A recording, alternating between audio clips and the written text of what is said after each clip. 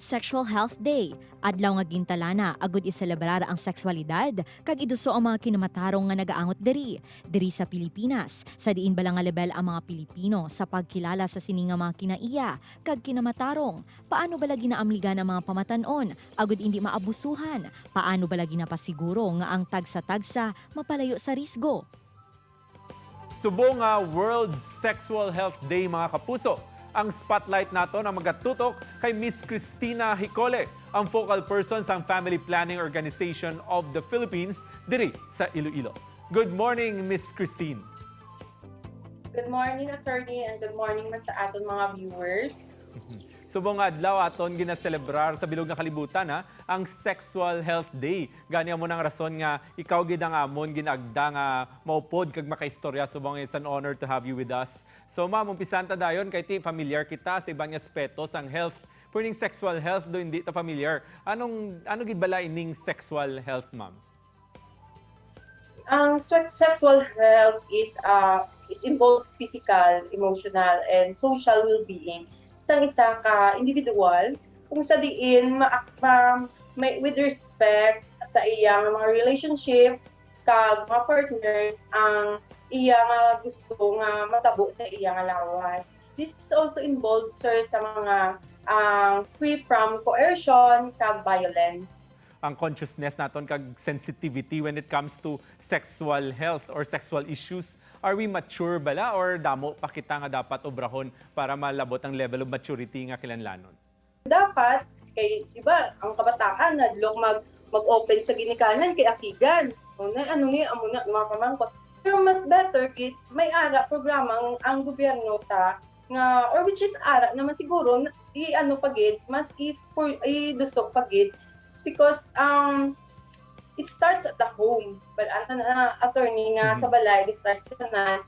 So mas nami gid mas makaintindi if there is a family education or parenting. We do have sexuality education in our educational institutions. Bastante na bala ini? Are we handling it well? Kaya do medyo may mga cases kita nga medyo alang-alang pagyapon ng pagtudlo. Pero what do you think? What else can be done para ma-improve ang sexuality education sa mga eskwelahan? Somehow, kung siguro makungkuan ini, makaset sang plan or strategies na the best way nga especially sa aton government, no, kay dako gid ang iya nga ma-contribute, especially ini balaga taas ang cases ng teen pregnancies, kataas ang cases ang STI and HIV and AIDS sa aton mga pamatanon. So, especially the condom use, these children or these adolescents wala sila kabalo kung how to prevent or paano nila malikawan. How do you advise na sa inyong eksperyensya sa mga ginikanan ng mo sila gintani dapat? Paano mo sila ginabisuhan? Paano nila umpisahan ang istoryahanay sini? Kag ano ang pamaagi? Ma-access nila through online sa ang mobile platforms.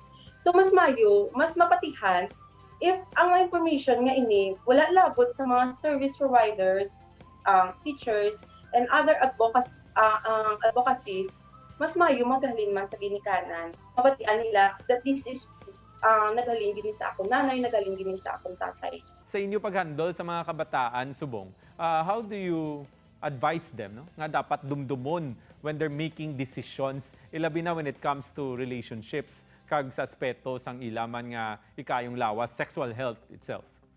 Isa sa mga gin-advise ko gid sa ila, if you're happy, don't make nga magdesisyon ka dali-dali. Kung akig ka man, hindi ka man magdesisyon dali-dali. Because at the end, base ang naging desisyon mo, will you regret na later. Dapat hindi ka magbuya sa isa ka butang when you're too much happy and kang sobra ka man kaaki. Hindi kita black physical nga hatag sa ila sang training para malingaw sila ang mga kabataan man or ang mga aton man ang mga adults. Pero we can do online consultation for our psychometricians, which is available man sa FPOP attorney. Open di kami na every day for the reproductive health nga needs ang aton nga mga sa mga individual. Madamo nga salamat, Ma'am Christine, sa tiyon ginhatag mo sa amon para istoryahan ining sexual health, no? Kaga at the same time, ang mga topiko. Kanami lang kay na-emphasize diri sa aton pag-istoryahan nga importante nga naga-istoryahanay ang tagsa ka pamilya, bayluhanay sa mga balatyagon para nga mas maklaruhan ang tanan, no? Madamo pa kita sang istoryahan sa pagbalik sa GMA Regional TV Early Edition. Ini ang GMA Regional TV Early Edition.